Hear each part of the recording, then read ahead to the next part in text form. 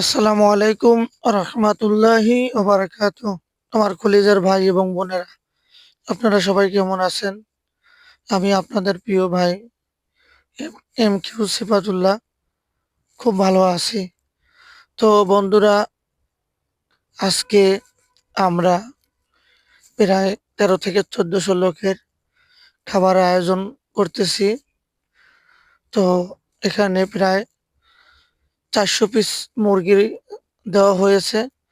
তো আমরা এটা কুটে ধুইয়া আমরা ভাজি করে নিতেছি।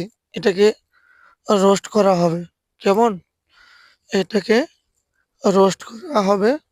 আমরা সুন্দর করে প্রায় এগুলানে ভাইজা আমরা ক্লিয়ার করে নেব। তো বন্ধুরা, আমাকে অনেকে আপনারা সাপোর্ট করেন এবং আমার পাশে থাকেন।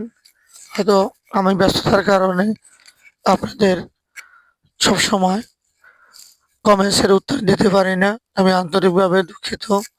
রাগ করবেন না। হয়তো আমি দেখি আপনারা কমেন্টস করেন, কেউ আমার সাথে সবসময় থাকেন। আমিও চেষ্টা করি আপনাদের পাশে থাকার এবং সবসময় নিয়োজিত আপনাদের কমেন্টসগুলো করার জন্য এবং পড়ার জন্য। কেমন? তো বন্ধুরা, আমাদের প্রায় মুরগি ভাজা হয়ে গেছে। এখন রান্না শেষ। রান্নাগুলো আগেই করে রাখছি ভাজার পরে। তো বন্ধুরা, আমার রান্না কেমন আপনাদের কাছে লেগেছে অবশ্যই কমেন্টসের মাধ্যমে জানাবেন। কেমন? তো এখানে এক একটাকে করে 200 পিস করে মুরগি একটা দিয়ে 4 পিস করা হয়েছে। কেমন?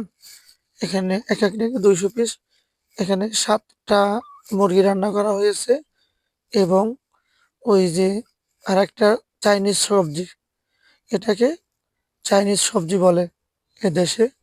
এটাকে চাইনিজ সবজি করছি আর মুরগিগুলান রোস্ট করছি।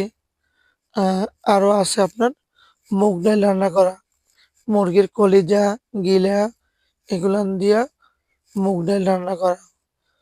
কেমন? তো বন্ধুরা, এখন আপনাকে দেখাবো মুগ ডাল রান্না করা। এই যে এটা হলো মুগ ডাল রান্না করা, মুরগির কলিজা গিলা দিয়া। তো বন্ধুরা, কেমন হয়েছে ডাল রান্না করা, মুরগি রোস্ট করা এবং আহ, চাইনিজ সবজি রান্না করা, এটা কমেন্টসের মাধ্যমে জানাবেন। তো বন্ধুরা, ভালো থাকেন, সুস্থ থাকেন। আপনাদের জন্য দোয়া এবং ভালোবাসার অবিরাম। তো আজকের মতন আমি বিদায় নিতেছি। সবাইকে শুভরাত্রি। আসসালামু আলাইকুম।